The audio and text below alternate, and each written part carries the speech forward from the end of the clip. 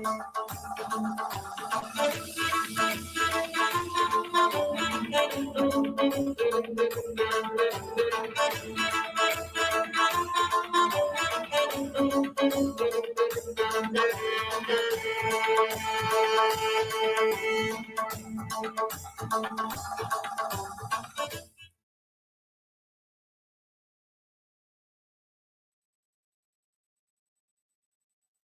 evening, ladies and gentlemen. Jai Hind.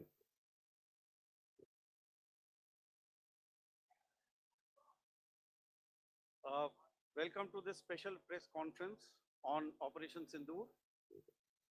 We will begin with opening statements by the three senior officers to my right here, who have been directly overseeing operations during Operation Sindoor.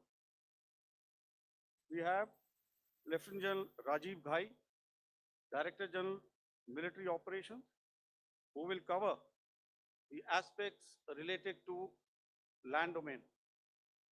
Air Marshal A.K. Bharti, to his right, Director General Air Operations, will provide insights on the air domain. And to my right is Vice Admiral A.N. Pramod, Director General Naval Operations, who will cover aspects on maritime domain. Following their briefings, we will move on to the question answer session. I now request the DGMO to commence the opening brief. Thank you, Sandeep. A very good evening to all of you, ladies and gentlemen. You are all by now familiar with the brutality and the dastardly manner in which 26 innocent lives were prematurely terminated at Pahalgam on the 22nd of April.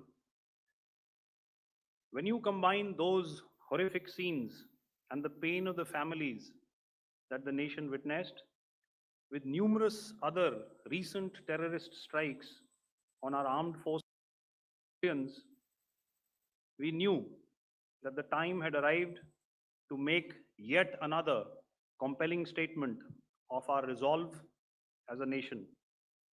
Operation Sindoor was conceptualized with a clear military aim to punish the perpetrators and planners of terror and to destroy their terror infrastructure.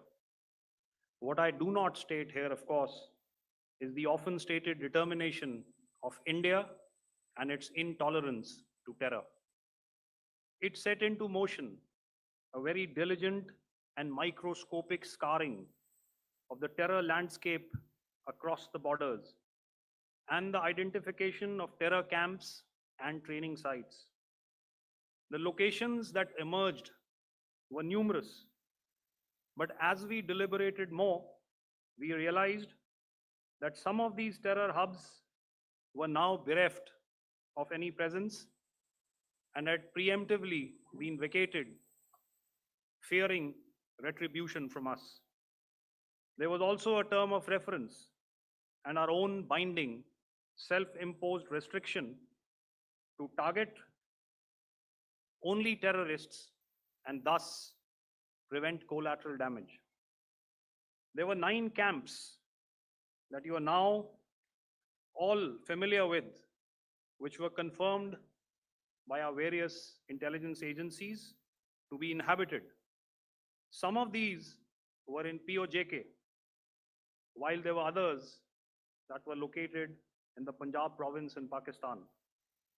Nefarious places such as Muridke, the hub center of the Lashkar-e-Taiba, has over the years bred infamous characters such as Ajmal Kasab and the likes of David Headley. What followed was a careful scrutiny of each of these sinister locations, their layout, configuration, even the type of construction in each structure, and the terrain obtained around these. This was with an obvious intent to deduce and identify the exact vector that was required for their neutralization, as also the eyes in the sky that we would send up to ensure that we brought back evidence that we had indeed targeted what we set out to. The precise images of these engagements on that fateful and historical night have already been showcased during the first press statement on the 7th of May that was helmed by our Foreign Secretary. I have no doubt in my mind that we achieved total surprise, and those strikes across those 9 terror hubs left more than 100 terrorists killed, including high-value targets such as Yusuf Azhar, Abdul Malik Rauf, and Mudassir Ahmed that were involved in the hijack of IC-814 and the Pulwama blast. The line of control was also violated soon after by Pakistan, and the erratic and rattled response of our enemy was apparent from the number of civilians, inhabited villages, and religious sites such as Gurudwaras that were unfortunately hit by them, leading to a sad loss of lives. The Indian Air Force played a major part in these strikes by engaging some of these camps, and the Indian Navy provided wherewithal in terms of precision munitions. The Indian Air Force obviously had their assets up in the sky, and I will here request Air Marshal Bharti, the Director General of Air Operations, to detail for you the methodology that the men in blue adopted to successfully manifest this mission. Thank you, Rajiv. A very good evening, ladies and gentlemen. It indeed is a difficult time that we have to come here like this and brief you. We could have done without this, but we had no choice. As the DGMO has detailed, the event was precipitated by the dastardly act at Pahalgam. The sequence of events have already been detailed.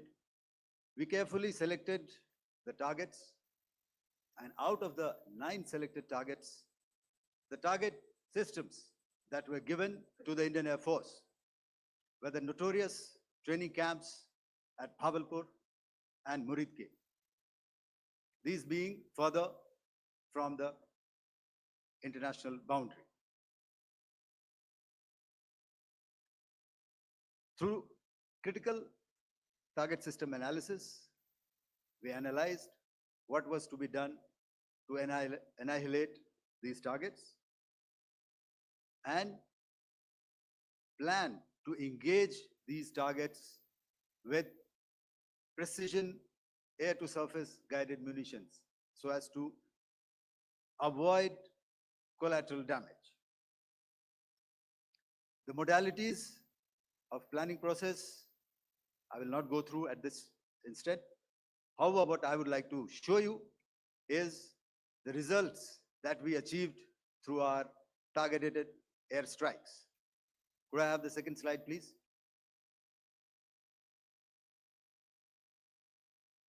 Yeah, change, please.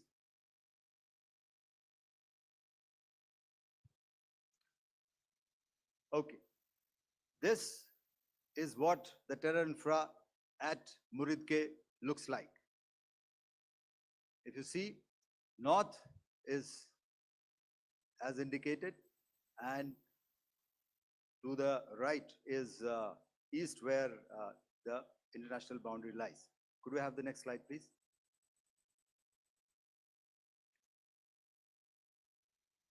Orientating. Just go back one slide.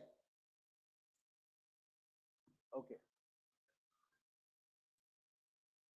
Please have a look at this red building, the series of buildings out here, and this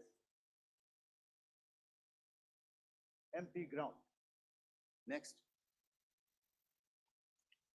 If you relate, the empty ground is here, and you see this is the first weapon that is impacting. This is the impact point number 1 on Muridke training camp with our precision guided weapon on early morning 7. Next, please.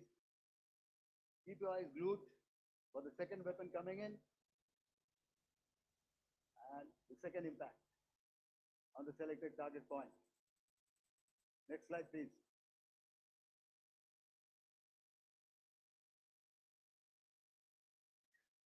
Third weapon, third impact.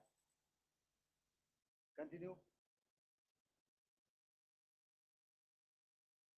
And fourth weapon, fourth impact. So through these targeted and precision targeting, we addressed the target at Muridke, which was the terrain infrastructure. Can you hear me? All right. Okay, I'll come closer to the mic. Now we go to the next target, which is the Bhavalpur training camp. Next slide, please. Okay, just wait. So the effect, if you see, the impact point, if I can point out, this is the impact point. The ammunition has gone through the roof and it has created a blast inside, the photographs of which you would have, all of you would have seen. And the red building, after that, there was this double-story building. It has been completely decimated by precision targeting. Next, please. The target system, which was in the north, a series of buildings. I'll show you how it looked. Next. Completely destroyed by our precision targeting. Next. Now coming to Bhavalpur, this is the target complex that we are dealing with, a fairly large target complex. So we had to carefully choose the points that we needed to address, which were high value and which would meet our stated objectives of eliminating the terrorists. I would like to draw your attention to this red canopy, and in relation to that, I would cover the targets. One target system is a series of buildings here, other one here, and other one out here. Next slide, please. This is how it looked before, and this is how the building looked after the impact of the weapon. And orientation in relation to this red canopy, you can see here. Next, please. Before, next, and after. The roofs have completely collapsed. Next. This is the target system. Next. Precision targeting, and we have achieved our objectives here. Next. All right, so that was what we did on the 7th. Our objective was to address these two terrorist camps, and that we did with precision. And thereafter, we maintained a robust air defense posture, because remember, our objective was to target the terrorists and terrorist infrastructure, not any other infrastructure, not the Pakistani military, not the Pakistani any other infrastructure. So that is what we have maintained on the 7th of May. However, what we saw in the evening of 7th of May, we were saturated with a raid of Pakistani unmanned aerial vehicles and small drones. And these came in waves in our civilian areas, over our military installations, and all of them were successfully intercepted. Few of them did manage to land. However, there was not much damage that they did. And we have our robust counter-US hard kill and soft kill systems which did the job.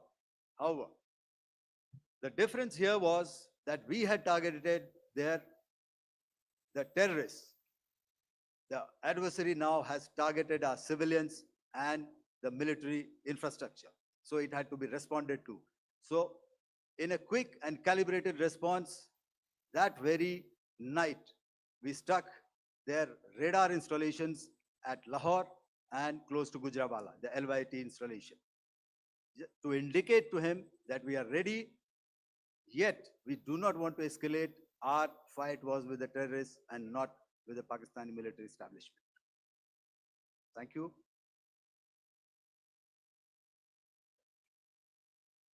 Thank you, Air Marshal Bharti. So, ladies and gentlemen, he's outlined operations not only on the night of 6th and 7th of May, when Operation Sindoor commenced, but also on the subsequent night.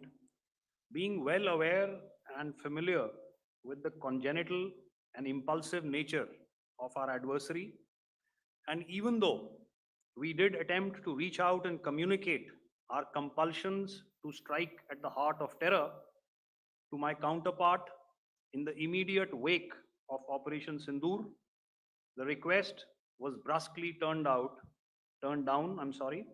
with an intimation that a severe response was inevitable and in the offing. We were, of course, prepared. Operations on the 7th and the 8th, Air Marshal Bharti spoken about. On the night of 8th and 9th of May, they flew drones and aircrafts into our airspace all across the borders and made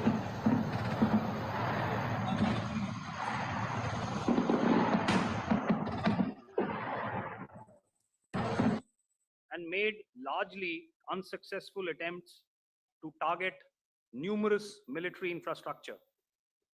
Violations on the line of control by Pakistan also commenced yet again and precipitated into fierce arty engagements.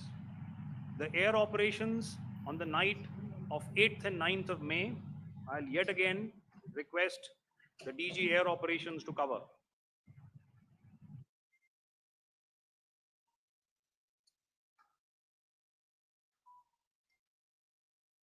So I just covered what happened on the night of 7th and 8th. What we found that on the night of 8th and 9th, starting as early as 22:30 hours, our cities had a mass raid of drones, unmanned aerial vehicles, UCAVs, starting right from Srinagar, going down right up to Nalia. It was a mass raid in waves, and it was relentless. However, we were prepared, and our air defense preparedness ensured that there is no damage on ground or to any of the intended targets that the enemy might have planned for. The difference between 7th night and 8th night was that on 7th night, he sent in his Yeha class of UAVs. However, these UAVs can go some distance. They are armed. However, on the 8th, less numbers of armed UCAVs were there or UAVs were there, and more numbers of quadcopters, maybe for surveillance or just for harassment of civilians. This continued till midnight. Our air defense preparedness ensured that there was no damage on the ground, either to the military installations or to the civilians. However, the enemy had yet again shown that he wanted to up the ante and he wanted a fight, and we were up to the task. In a measured and calibrated response, we once again targeted his military installations, which included his SAM sites at Malirkant. This also included his surveillance radar sites at Lahore and close to Gujranwala. These were suitably addressed, and thereafter his drone attacks continued even till morning, which we countered, and during the daytime there was some respite. Here I would like to bring out another aspect. What we found was that while the drone attacks were being launched from somewhere close to Lahore, enemy had allowed his civilian aircraft to also continue to fly out of Lahore. Not only his own aircraft, but international passenger aircraft, which is quite insensitive, and we had to exercise extreme caution, even at the cost of some tactical disadvantage, to ensure that there is no damage to any of the civilian aircraft. And this was also brought out in our press briefing during the day. So I will now hand over to my colleague to cover the events of 9th onwards. On land, we also undertook certain measures such as deployment of air defense and electronic warfare assets to establish an integrated grid with the Indian Air Force. And I have seen and heard some of you wax eloquent about the benefits of such an architecture when it comes to negating and combating air intrusions. We also carried out deployment to include movement of our forces in the land, sea, and air domains. The night of the 9th and the 10th of May saw similar intrusions by drones and aircrafts. And this time, there was a concerted effort to target airfields and some very, very important logistic installations, albeit yet again unsuccessful and denied gallantly and efficiently, I must say, by the integrated Indian Air Force and Indian Army Air Defense. We further strengthened our deployment and also initiated some pressure points to send a very clear and unambiguous message to the other side to desist from any misadventures on land. Some of the airfields and dumps saw repeated attacks in waves from the air. All were thwarted. The Pakistan Army has reported to have lost approximately 35 to 40 personnel in artillery and small arms firing on the line of control between the 7th and the 10th of May. What the other side had probably also not reckoned with was the speedy and precise turnaround and hit back by the Indian Air Force. And I will yet again ask Air Marshal Bharti to speak about these significant and game-changing strikes. I will thereafter request Vice Admiral Pramod, my colleague and Director General of Naval Operations, to tell us about some very telling naval maneuvers in the Arabian Sea that exerted pressure on the night of 9th and 10th of May. Over to you, sir. Commencing about 2000 hours, that is 8 p.m. local time, on 8th of May, several Pakistani unmanned aerial systems, drones, combat vehicles attacked multiple IF bases. These included Jammu, Udhampur, Pathankot, Amritsar, Bhatinda, Nal, Dalhousie, Thois, Jaisalmer, Uttarlai, Falodi, Nalia. These were almost simultaneous and they came in waves. All our AD guns and other systems were waiting for them. All these waves were neutralized by our trained crew using the air defense systems that they have. And also, some of them were utilized using our legacy systems like Pechoras and IF Summer, which we have recently acquired. And some were neutralized by the Garud snipers. There was no damage on ground from these incursions and these mass raids, if I could call them, from the Pakistani side. However, following these relentless attacks on our air bases, on our forward positions, and on our civilian targets, this was time to convey some message to our adversaries. And therefore, a decision was taken to strike where it would hurt. And towards that, in a swift, coordinated, calibrated attack, we struck his air bases, command centers, military infrastructure, air defense systems across the entire Western Front.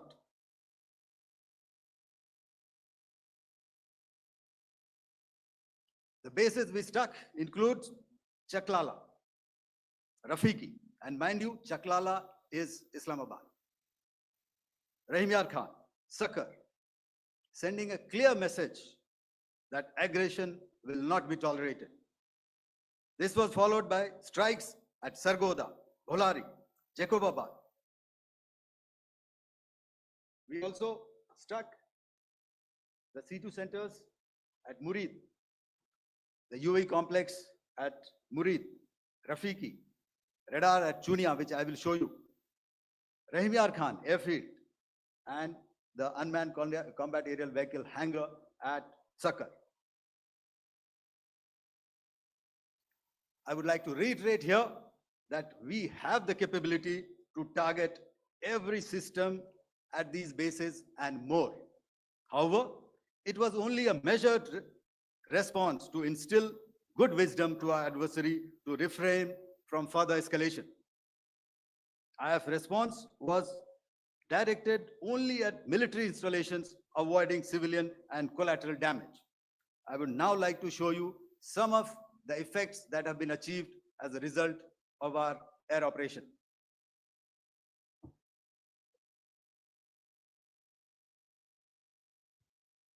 Here is the Pasroor air defense system. If you could see, zoomed up view. This is the radar mounted on a high tower. And after the strike,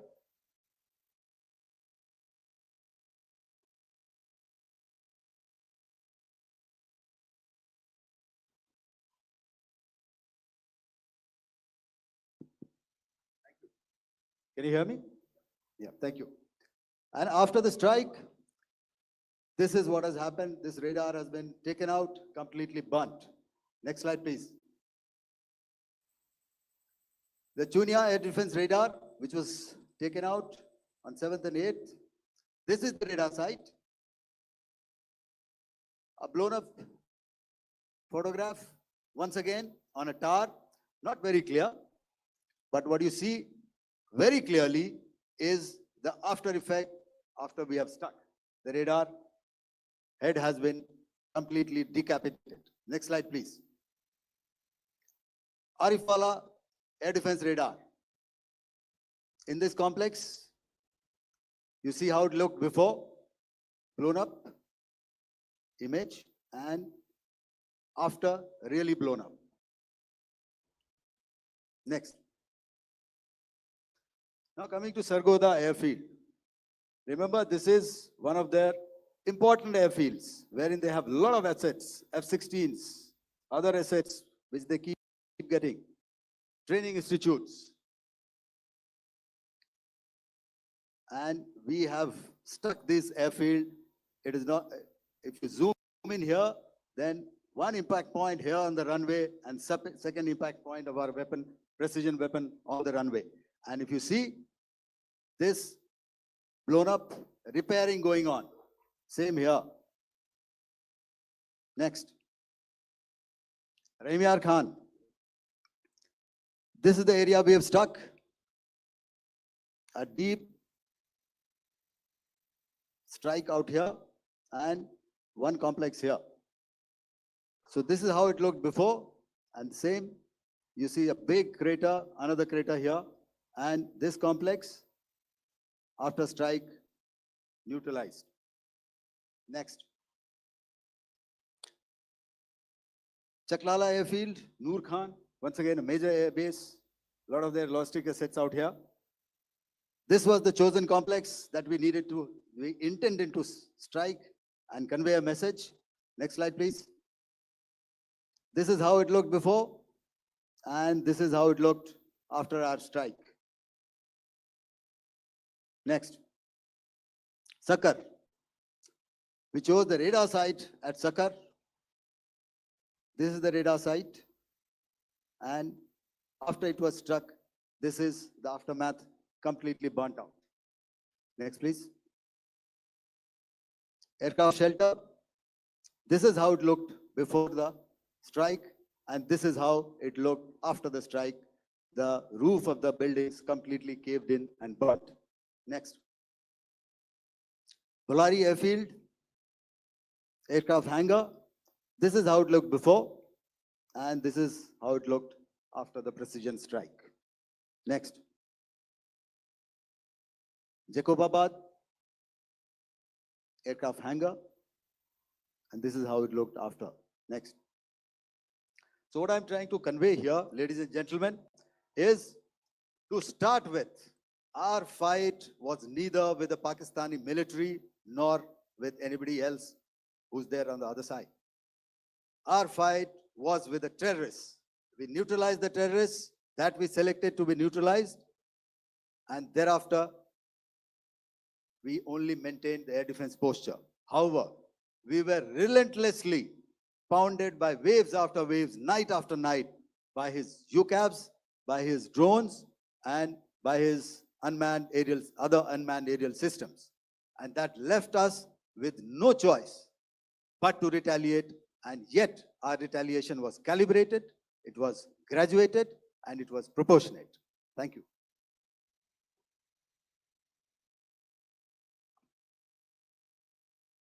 Good evening, ladies and gentlemen.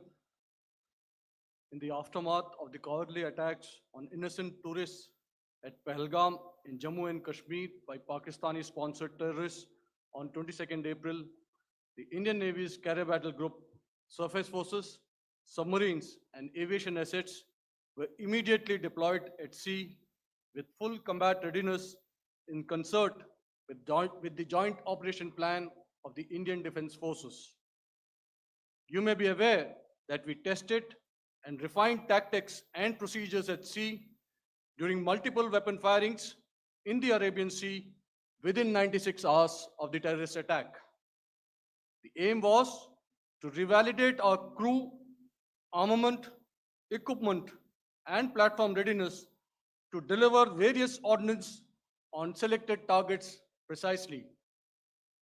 Thereafter, our forces remained forward deployed in the Northern Arabian Sea in a dissuasive and deterrent posture with full readiness and capacity to strike select targets at sea and on land, including Karachi at time of our choosing.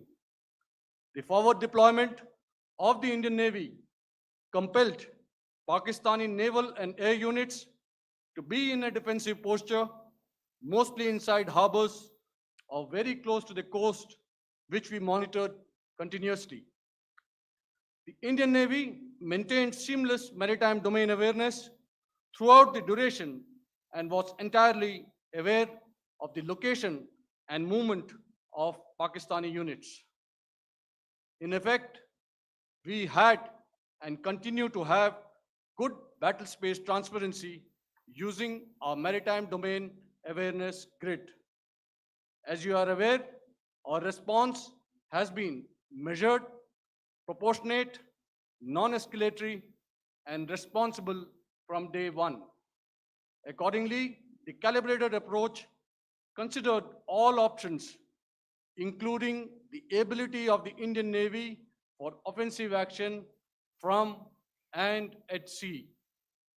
As part of this escalation control mechanism, the application of force by the Navy was planned in a synchronized manner in coordination with the Army and Air Force, the highlight being teams from the three services working closely in an integrated manner. Along with the kinetic actions by the Indian Army and Indian Air Force, the overwhelming operational edge of Indian Navy at sea contributed towards Pakistan's urgent request for a ceasefire yesterday. As we speak, Indian Navy remains deployed at sea in a credible deterrent posture to respond decisively to any inimical action by Pakistan or Pakistan-based terrorists. Thank you. Samno Varna, Jai Hind. Now I'll hand over to Director General Military Operations for further proceedings. Ladies and gentlemen, on the 10th of May, in the morning, even as we were getting into a huddle to wargame the events of the previous night, a routine exercise, I received a message on hotline from my counterpart in Pakistan seeking my willingness to communicate. Since our initial aim was to strike at terror camps, and all our actions in the subsequent days were in response to the intrusions and violations by the Pakistan Air Force and its army, it was decided that I would indeed speak with my counterpart. You are already aware, I've seen it being covered on national television, that my communication with the Pak DGMO was conducted at 15:35 hours yesterday and resulted in cessation of cross-border firing and air intrusions by either side with effect from 1700 hours 10th of May, after he proposed that we cease hostilities. We also decided to further speak on the 12th of May, that's tomorrow, at 1200 hours, to discuss the modalities that would enable the longevity of this understanding. However, disappointingly, and must I add, expectedly, it took only a couple of hours for the Pakistan Army to violate these arrangements by cross-border and across the line of control firing, followed by drone intrusions across the expanse of the Western Front through last night and in the early hours of the morning today. These violations were responded to robustly and dealt with as they must be. We have earlier today sent another hotline message to my counterpart highlighting these violations of the understanding between the DGMOs on the 10th of May and our firm and clear intent to respond to these fiercely and punitively, if repeated tonight, subsequently, or later. In this regard, I must inform all of you that the Chief of Army Staff has earlier today conducted a security review and has granted full authority to our Army commanders for counter actions in the kinetic domain in case of any violation by Pakistan. In the end, I pay my solemn homage to my 5 fallen colleagues and brothers from the armed forces and civilians who have tragically lost their lives in Operation Sindoor.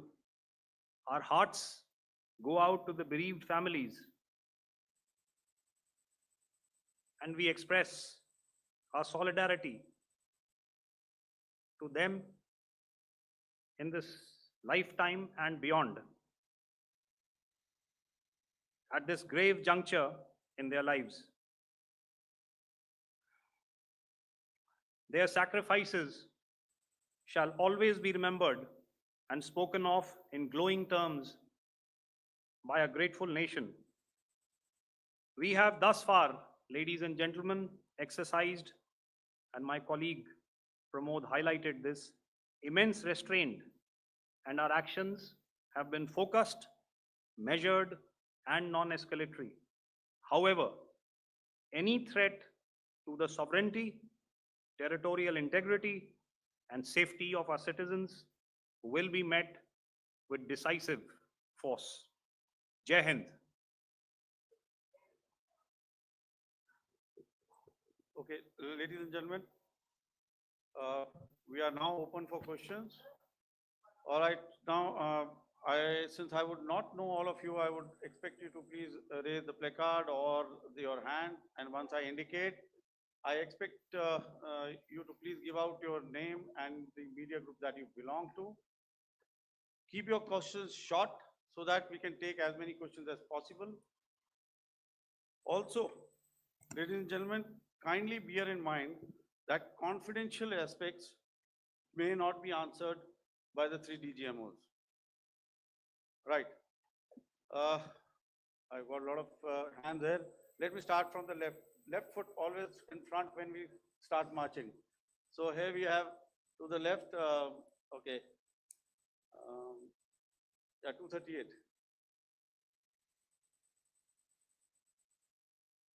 Hello. So this is Manas Pratimugyan from PTI, Press Trust of India. So the understanding that was reached yesterday on stopping the military operations and actions,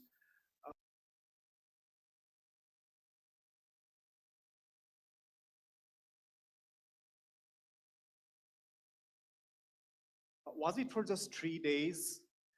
And what would be the cost escalation if there is violation of this understanding by the Pakistani side? And my subsequent question would be that we have a kind of ceasefire agreement with Pakistan that was finalized in 2003. So will there be some kind of similarities in frameworks between the two kind of understandings, 2003 ceasefire agreement and the current understanding on stopping military operations? And again, what are the cost that will be incurring on Pakistan if Pakistan again resorts to this kind of terrorist activities, because we have made it very clear that the cost will be very high. So I would like to have your thoughts on it. Okay, so I'll answer the latter part of the question first. I also want to add that while the initial ceasefire agreement, as you correctly pointed out, is of the 2003 vintage, but I must remind you that in 2021, in the month of February, and this was then when the crisis in eastern Ladakh was also on, the two DGMOs had spoken and arrived at a ceasefire understanding that lasted right up until this unfortunate attack at Pahalgam. Once our Foreign Secretary had announced the decisions of the CCS in the immediate wake of that attack, he had announced certain measures. And then, of course, Pakistan had in turn made its own announcements. Since then, there have been certain violations of this ceasefire understanding. And of course, after the 7th of May, like I pointed out during my statement, that there have been numerous violations on the line of control, especially, and of course, along the international boundary by the Pakistan Army and the Pakistan Air Force. This understanding that we spoke about yesterday, no, it was not for 3 days. It was first to stop aggressive and hostile activities immediately, let that order and direction settle down for about 36 hours, and thereafter discuss modalities, like I said, to ensure its longevity. That is tomorrow on the 12th of May. But unfortunately, we had a violation starting at approximately 1900 hours last night. And we've sent a communique, like I said, to the Pakistan Military Operations Directorate. And we will await to what happens tonight. All right. I will. The cost escalation, I'll leave it to your best imagination. I've already said that the response will be fierce and punitive. Now, the right foot forward. Yeah.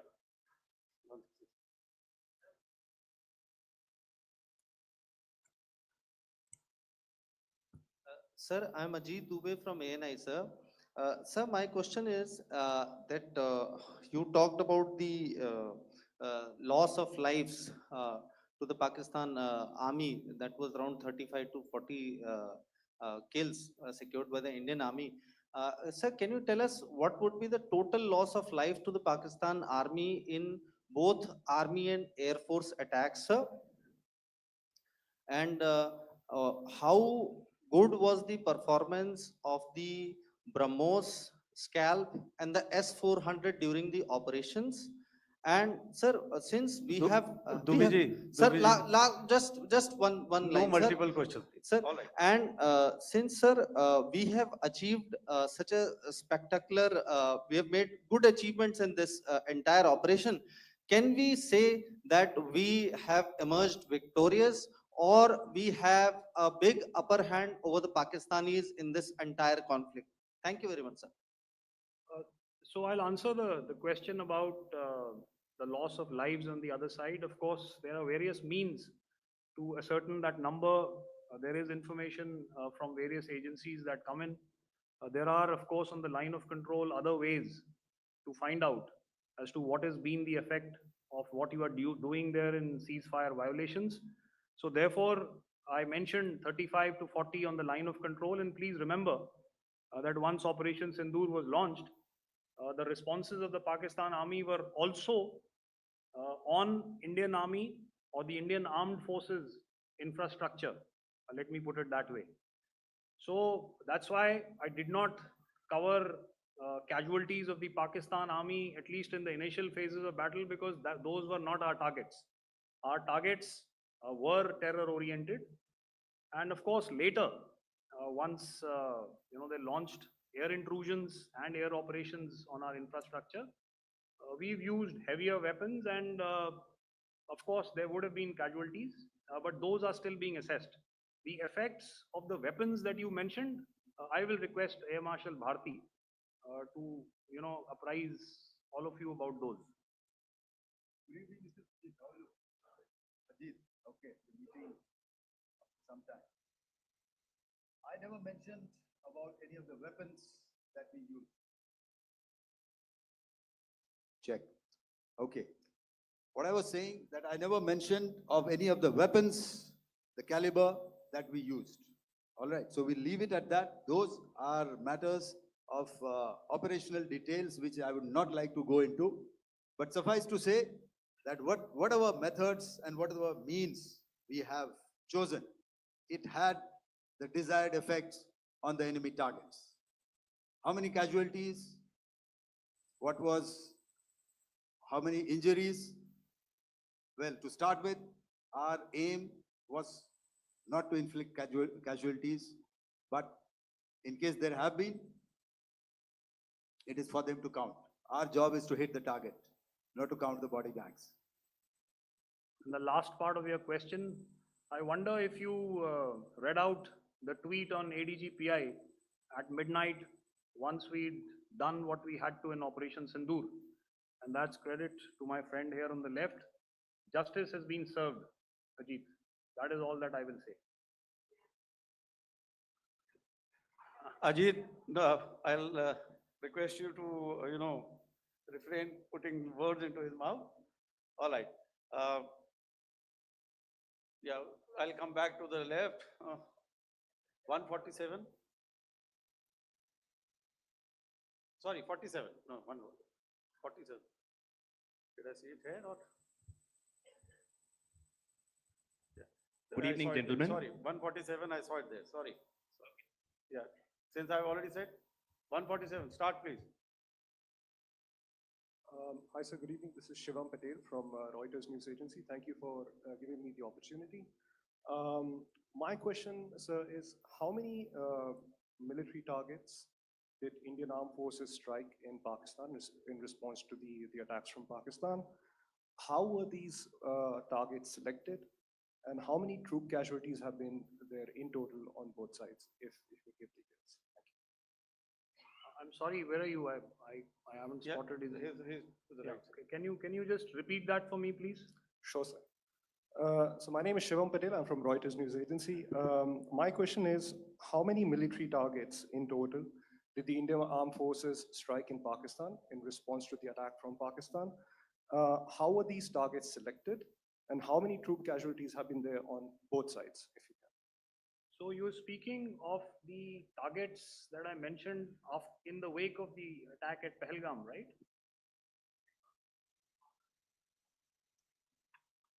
Yeah, I think it's amply clear to everybody here that the Pakistan Army has not crossed the international boundary, neither in the plain sector nor on the line of control. So the intrusions have been in the air. There have been certain attempts on the line of control when ceasefire violations have been on to try and infiltrate and carry out and perpetrate activities that we are all very well familiar with. whether these are by terrorists or by the Pakistan army or its special forces and commandos is difficult to say, but each of these have been effectively thwarted. So therefore, as far as engagements of military targets on the other side is concerned, I thought Air Marshal Bharti covered those very well and, in detail. And he also mentioned as to how they went about targeting those. I think those images were very clear and very, very graphic in telling us as to what we needed to hit.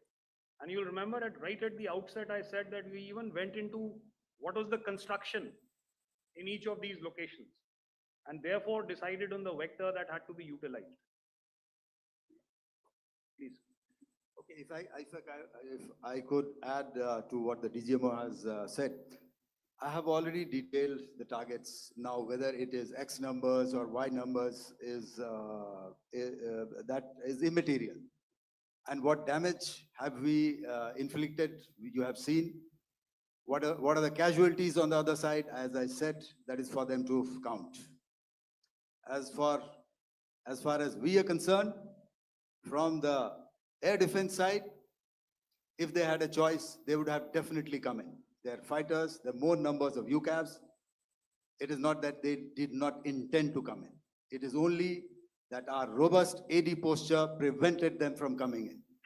So that must be known, and that must be realized by all the audience here. Yeah, I'll come to the left now, 24.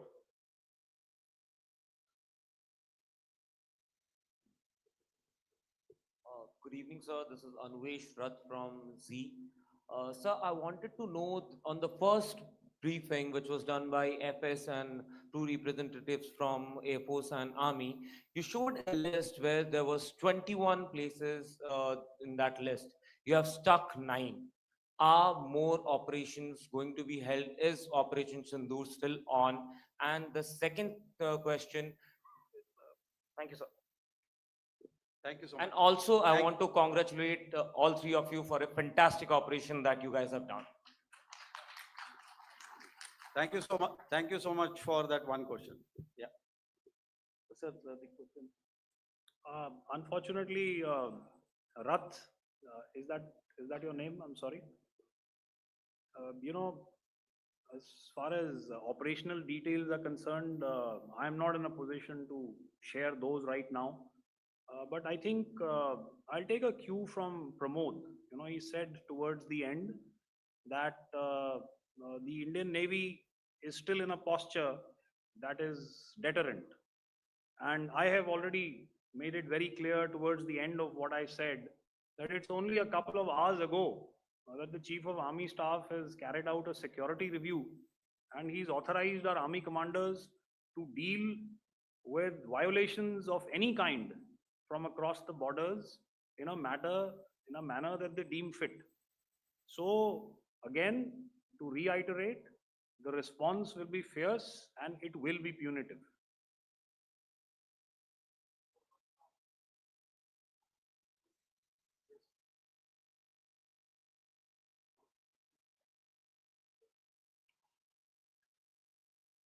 I'll go back this side now.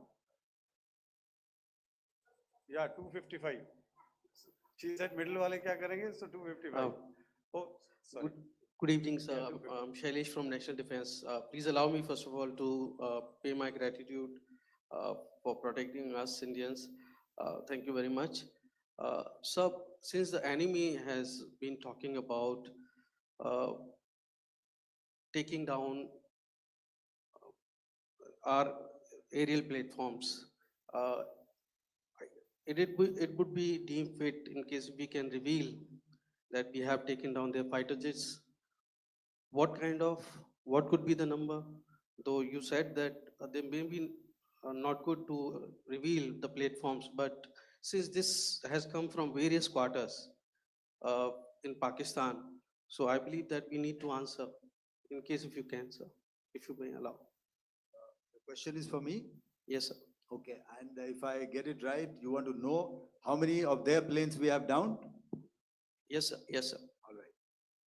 See, As I said, their planes were prevented from coming inside our border. All right.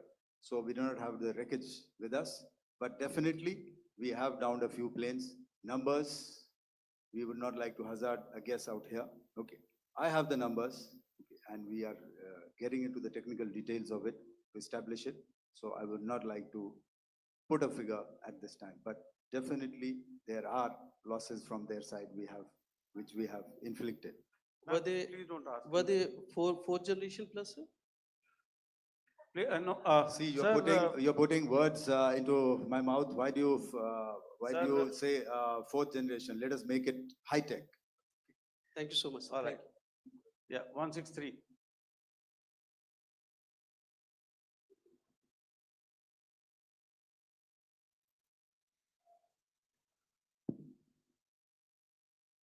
तो मैं मंजीत नेगी हूँ आज तक से। मेरा सवाल ये है कि इस पूरे ऑपरेशन में जो आतंकी ठिकानों को निशाना बनाया गया, क्या नंबर्स कुछ बता सकते हैं कितने आतंकी मारे गए? कुछ नाम सरकार मतलब कुछ नाम मीडिया में आए भी हैं जो बड़े उसके मास्टरमाइंड थे। और एक सवाल जो आज एयरफोर्स ने भी एक ट्वीट किया कि ऑपरेशन सिंदूर अभी जारी है और सरकार की तरफ से भी कहा गया। और पिछली बार जब विदेश मंत्रालय की प्रेस कॉन्फ्रेंस पहली हुई थी उसमें वो लिस्ट दिखाई गई थी कि 21 टेरर कैंप आइडेंटिफाई किए गए हैं। तो क्या जो बाकी बचे हुए टेरर कैंप है उन पर भी कार्रवाई होगी? और एक नंबर अगर आप बता पाएं कितने टेररिस्ट मारे गए? Manjeet ji, 3 questions. The third one has just been asked here before. So 21, this thing. So I'll request the first two to be answered so that we have more number of people who can ask. Manjeet, जब मैंने statement दिया तो मैंने शुरू में ही कहा कि जैसे ही ऑपरेशन सिंदूर कॉन्सेप्चुअलाइज हुआ तो हमारा जो पीछे की कार्रवाई होती है स्पेड वर्क और टारगेट्स को आइडेंटिफाई और एनालाइज करने की कार्रवाई शुरू हो गई थी। मैंने जब स्टेटमेंट दिया तो मैंने बताया कि बहुत सारे थे, हमने 21 दिखाए होंगे और भी हैं, लेकिन वो लिस्ट फिल्टर करते करते 21 तक पहुंची। अब क्या आगे एंगेज किए जाएंगे?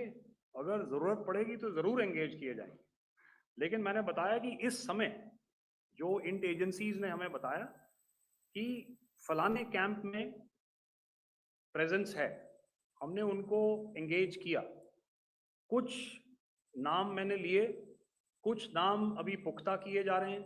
मैंने आपको बताया कि जो इंट एजेंसीज ने अभी तक असेसमेंट किया है उसमें उन्होंने कहा है कि तकरीबन 100 से ज़्यादा मारे गए हैं। और एक आज आपने तस्वीर भी देखी कि काफ़ी प्रोमिनेंट जो फ्यूनरल था, काफ़ी प्रोमिनेंट एक जो हस्ती हैं वो ऑर्गेनाइज कर रहे थे और उस फ्यूनरल में और कौन कौन लोग अटेंड कर रहे थे वो तो आपने देखा ही। तो आप लोग सब समझदार हैं और मुझे ये कहने की ज़रूरत नहीं है कि इन लोगों को कहाँ से सपोर्ट मिल रहा है। अगर नहीं मिल रहा होता तो ऑपरेशन सिंदूर नहीं होता, तो उसी की वजह से है ये ऑपरेशन। तो मेरे ख्याल से मैंने आपके सारे सवालों का जवाब दे दिया। Ma'am. Sir, next is from 17. Sir, मेरा नाम अंजू निर्वाण है, GV9 भारतवर्ष से।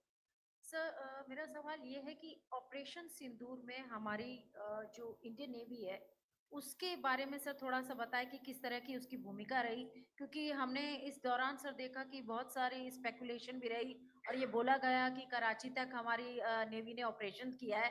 तो सर इस पे थोड़ी सी क्लैरिटी चाहिए। और सर हमने कौन कौन से फाइटर एयरक्राफ्ट डाउन किए हैं, अगर उसका भी थोड़ा सा क्लैरिटी मिल जाए तो अच्छा रहेगा। तो मैं आपका पहले सवाल का जवाब दूंगा। I will make few sentences and leave it for your imagination. First of all, as I mentioned, we have quantitative and qualitative edge to deliver a massive blow to our adversary, and we completely dominate in the maritime front. Indian Navy's action is part of the escalation ladder mechanism which we have worked out amongst 3 services. This time, if Pakistan dare take any action, and Pakistan knows it, what we are going to do. That's all. आपके सवाल का जवाब मैं पहले दे चुका हूं।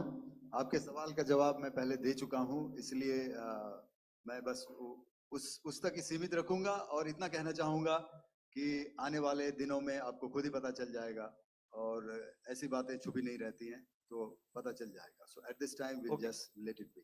Okay, ladies and gentlemen, we have one or two more questions, sir. So, please, they are going to be outside. You can speak to them there also. 104, 104.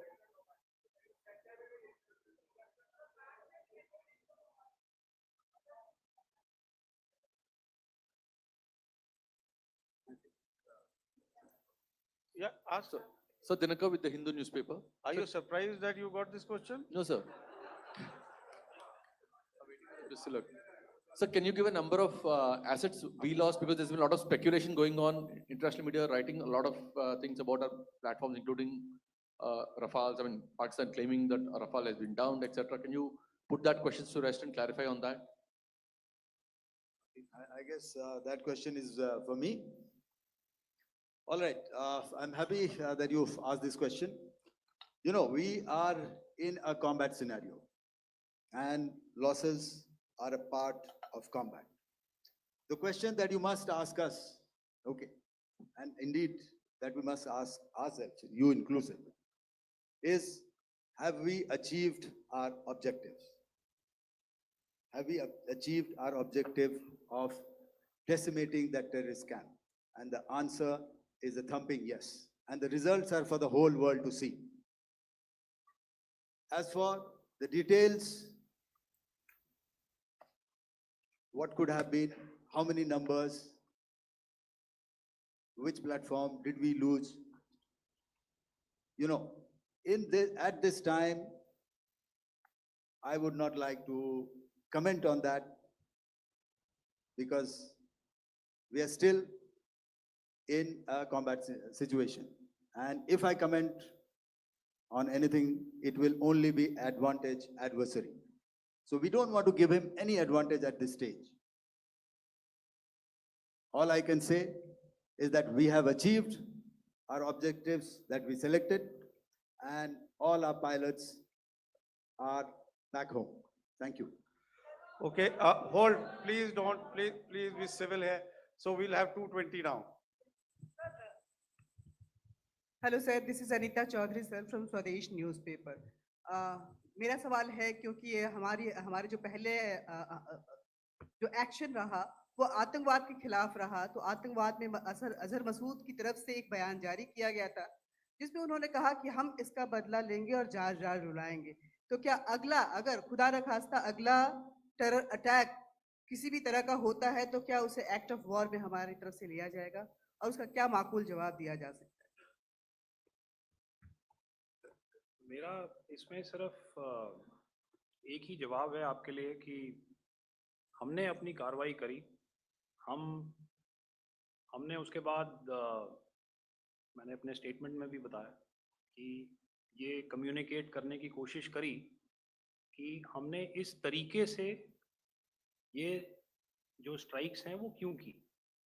लेकिन जो हमारा एडवर्सरी है उसने जैसे मुनासिब समझा वो कार्रवाई करी। तो आपने देखा कि ये जो एक्टिविटीज़ चल रही हैं 3-4 दिन से, ये कोई वॉर से कम नहीं है। नॉर्मल सर्कमस्टांसेस में एक दूसरे देश की एयर फोर्सेस हवा में नहीं उड़ती हैं और एक दूसरे के ऊपर स्ट्राइक्स नहीं करती हैं। हर रात इंट्रूजन्स नहीं होते हैं।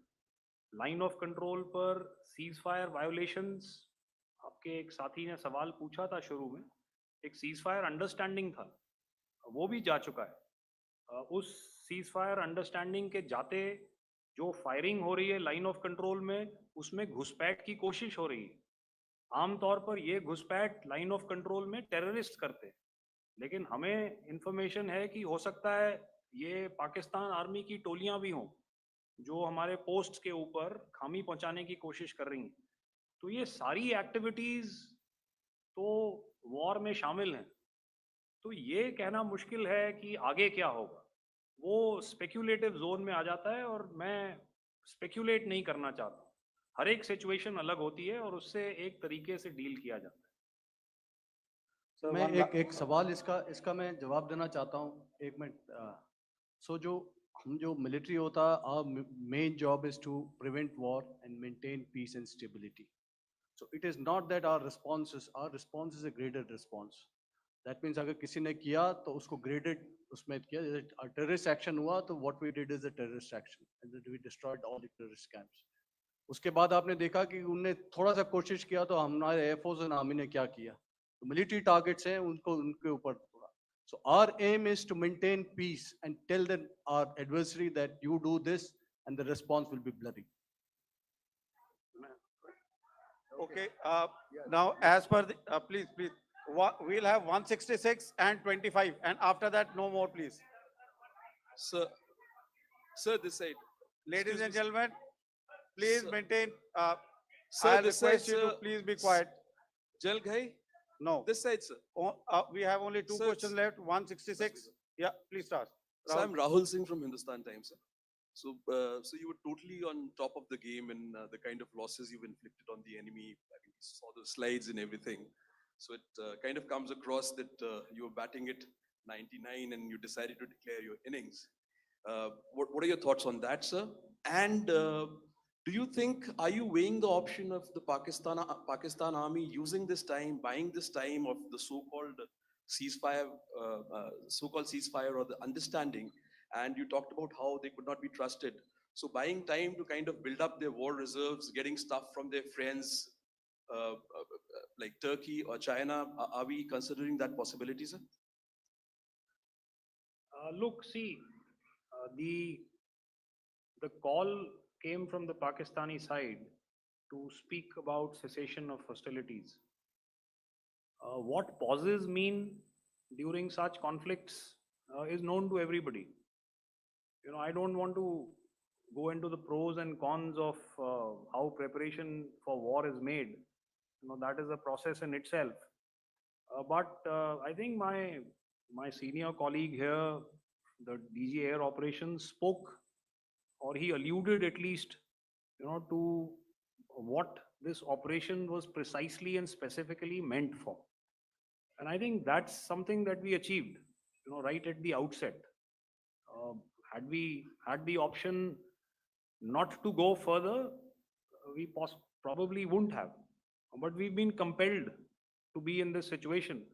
And as you've seen, the armed forces of India, and you know, you've got the three Director Generals sitting here, we are always prepared to face any eventuality. And like I said, that's for the sovereignty, the territorial integrity, and the safety of our citizens. So whatever has to be done will be done. You know, I'm not so concerned about what Pakistan will do in this time. I'm only concerned about what we will do. We have a roadmap and a plan, and we will follow it diligently, and we will follow it to the T. You know, that's the contention that I want to make here today. Ma'am, please. Okay, the last question, and ma'am, 25, she has been she's been asking since Sir. the first part. Sir, I'm Nandita. Sir, She's not asking a question. Sir, I'm Nandita Dagar, DAGAR from DD News and DD India. Sir, I wanted to ask you that my question is to General Ghai. Sir, you spoke to your counterpart yesterday and the Pakistani counterpart. Sir, what is the Indian Army's assessment that despite that agreement, that talk that you had, despite that agreement coming into effect at 1700 hours yesterday, why did they violate it? And number two, yesterday at the joint Defense Ministry and Foreign Ministry briefing, Wing Commander Vyomika Singh and Colonel Sophia Qureshi had told us that we have cited the Pakistani troops amassing at the borders and at the LOC. Sir, has that situation changed? Have they withdrawn?